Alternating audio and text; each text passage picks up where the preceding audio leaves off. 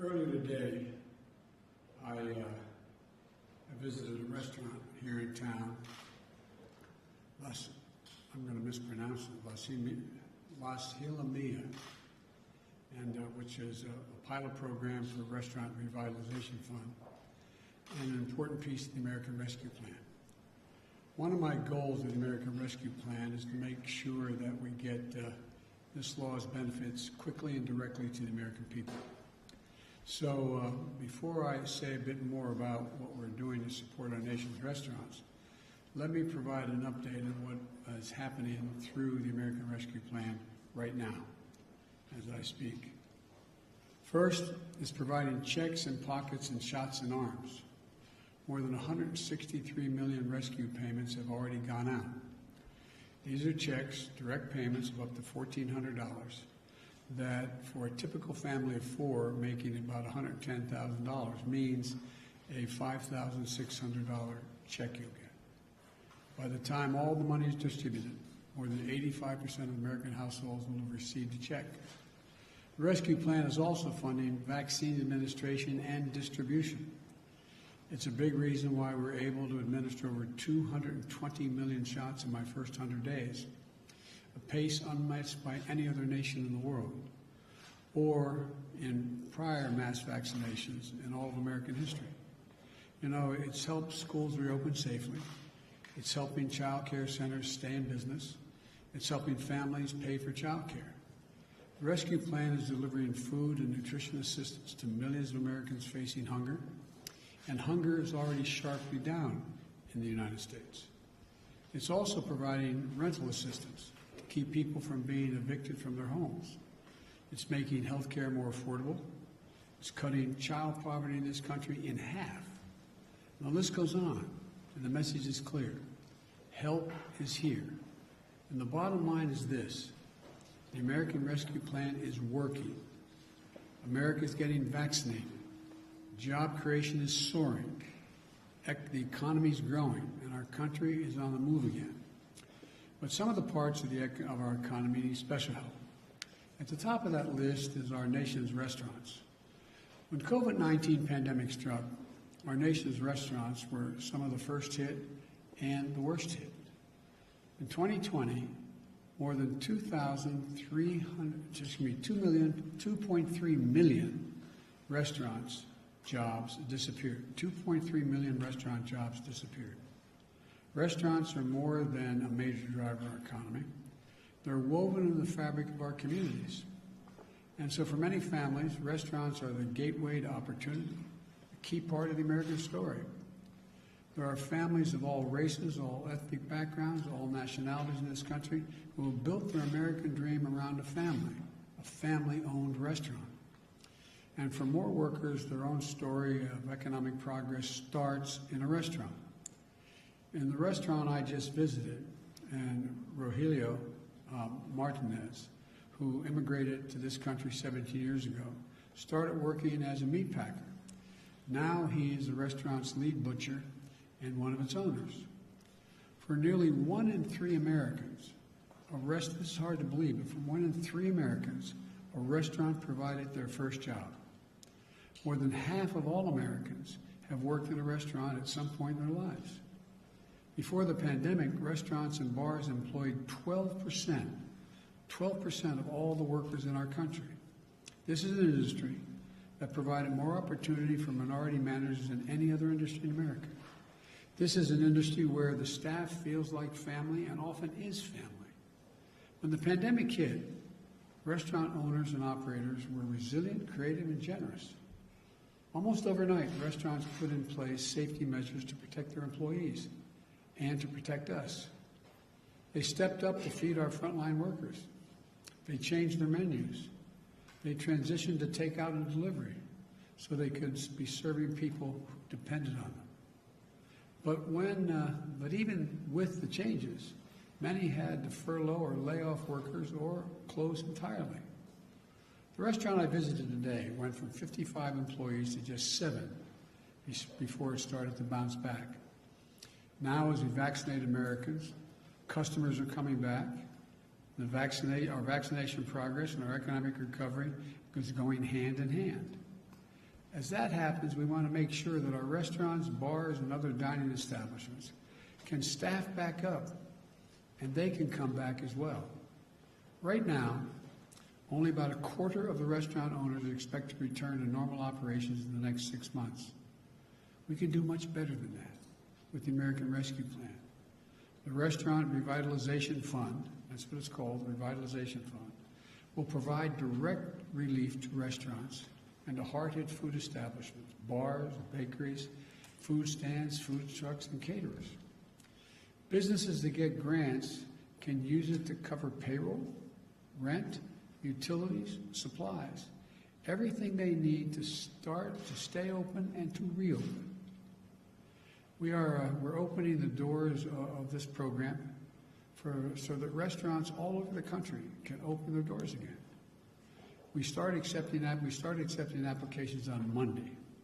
Today's Wednesday. We made it quick and easy to apply. Within the first 2 days, there were 186,200 applications from all 50 states for help.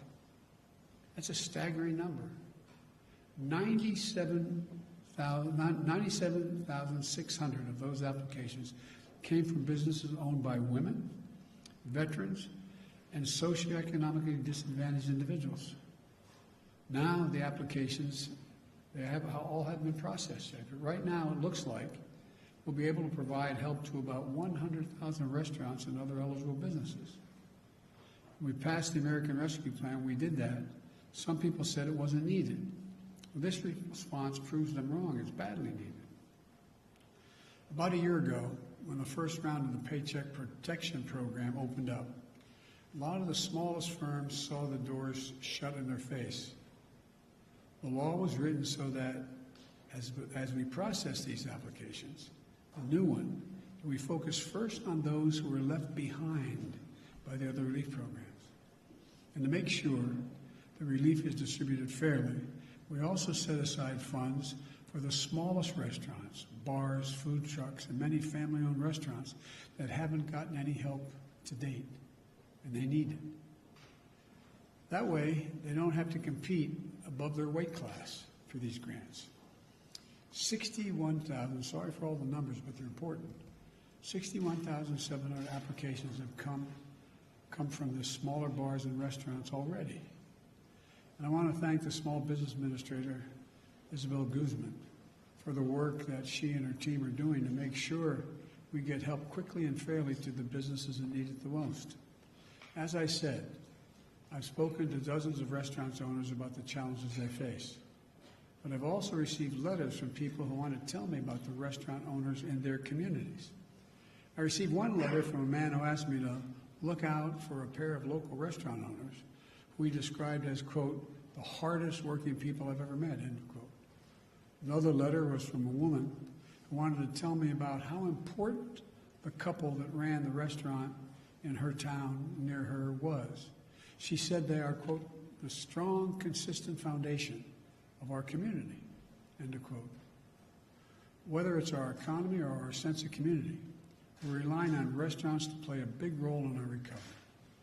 If we want our economy to recover in a way that deals everyone in, then our restaurants need a seat at the table, no pun intended. That's what we're giving them. That's what this program is about, a seat at the table.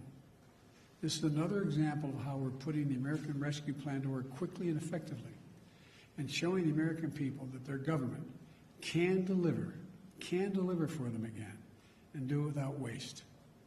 That we can vaccinate this nation, that we can get our kids safely back in school, that we can get our economy back on track by helping hundreds of thousands of small businesses reopen and stay open, that we can give the people of this nation a fighting chance again. That's what this is all about. God bless you all, and may God protect our troops. Thank you.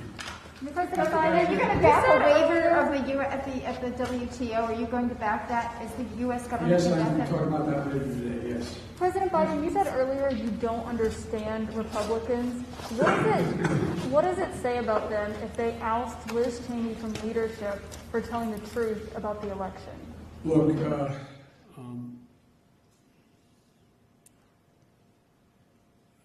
it seems as though the Republican Party is trying to identify what it stands for. And they're in the midst of a significant sort of mini revolution going on in the Republican Party. I've been a Democrat for a long time. We've gone through periods where we've had internal fights and disagreements. I don't ever remember any like this. And so, as one of you said, and I'm not embarrassed by identifying them, as one of you said on national television last night, we badly need a Republican Party. We need a two-party system. It's not healthy to have a one-party system. And I think the Republicans are further away from trying to figure out who they are and what they stand for than I thought they would be at this point. Sir, Mitch McConnell said that he is 100% focused on stopping this administration. You've spoken about your relationship with him in the past. Do you still think you can work with him when he says things like that? Look, he said that in our last administration, Barack, he was going to stop everything. And I was able to get a lot done with him.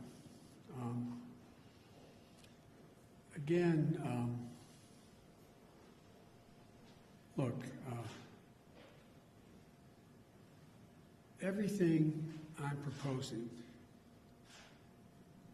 that be done to generate economic growth, employment, and put us in a position where we can outcompete any other country in the world with research and development and moving ahead, I pay for. We talk about how this is going to cost so much money, I'm not paying for it. The bottom line is this.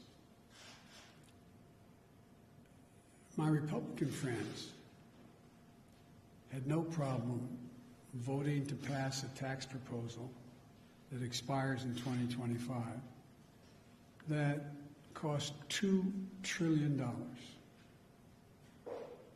None of it paid for. Increased the deficit by $2 trillion. Gave the overwhelming percentage of those tax breaks to people who didn't need it. The top 1/10 of 1%. They didn't need it. And it was argued that what it would do is generate this great economic surge and growth. It would increase productivity. It would pay for itself.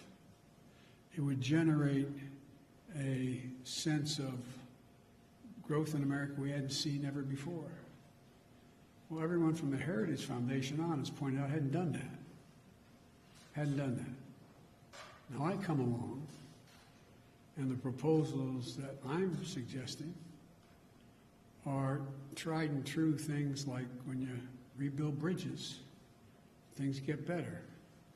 When you rebuild highways, when you don't have to,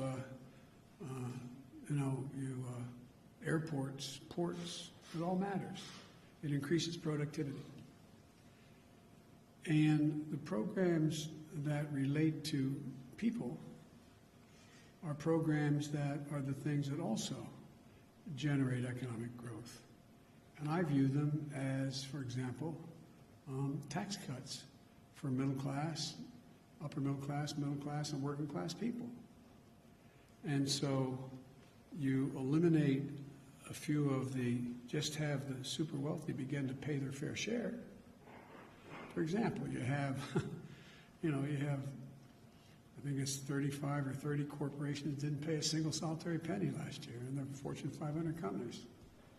They made $400 billion. They paid no taxes. How can that make any sense? Especially since these corporations, and I come from the corporate capital of the world, more corporations are incorporated in my state than all the rest of the country combined. If you notice, corporations aren't investing any money in research and development. Somewhere, what's most of it going to? Buying back their own stock dividends, which makes sense, leaving by some studies less than 10% for research, development, pay raises, etc. Used to be that not too long ago, for example, during the Bush administration. The tax rate for the very wealthy, making well over millions of dollars, was 39.6%. It's now 37%. Just raised it back to what it was before. It raises enough money from that savings to put every single person in community college who wants to go. And what's going to grow America more? What's going to help you and your security more?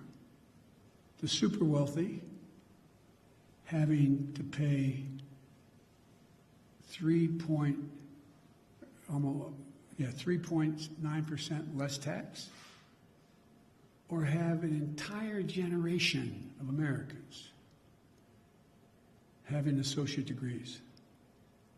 That's why all the economists, even on Wall Street, are pointing out, guess what? It grows the economy. Benefits everybody. Hurts nobody. But now, it's talk to the Wall Street Journal, talk about it, the welfare program. It's about growth. And so, you know, the idea that it's just amazing. I mean,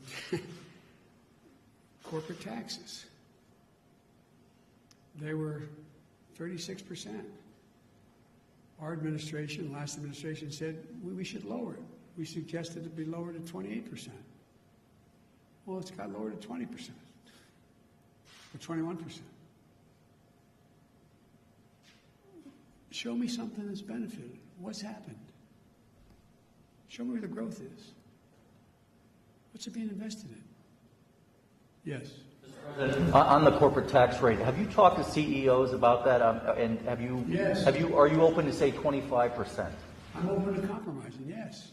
It doesn't have to be exactly what I say, but to suggest that, which some of the folks are suggesting, and I'm going to meet with the Republicans next week when they come back, and seriously meet with them. I'm willing to compromise, but I'm not willing to not pay for what we're talking about. I'm not willing to deficit spend. They already have us $2 trillion in the hole.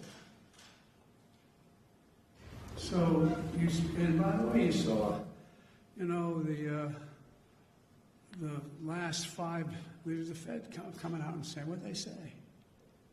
They said Biden's plan is going to grow the economy. You have Moody's talking about increasing up to, I don't know what the most recent one is, 16 million new jobs. It's about growth, not stunting growth. Like I said, not too long ago, I guess it was back in the 2000 range, thereabouts. Don't hold me the exact year. I'll have my staff come back with the exact date. The average CEO of the Fortune 500 companies makes like 36 times what the average employee of that corporation made. It's over 450 times as much now. As my mother would say, who died and left them boss? No, seriously, what rationale? Tell me what benefit flows from that. We're not going to deprive any of these executives of their second or third home, travel privately by jet. It's not going to affect their standard of living at all. Not a little tiny bit. But I can affect the standard of living that people I grew up with. If they have a job, I can make sure the standard of living of people I grew up with, if they have child care, can afford it, so 20 million women can be back in the workforce. This is just makes no sense to me. But I'm going to have to be able to explain this, and I'm going to keep banging at it. I think I'm not being solicitous, and I'm not trying to ruin your reputation. I think most of you understand what I'm saying. Whether you agree with me or not, I think you understand what I'm saying. It's fair to say this is about making the average multimillionaire pay just a fair share. It's not going to affect their standard of living a little bit. Thank you all very much. The interest rates. You guys.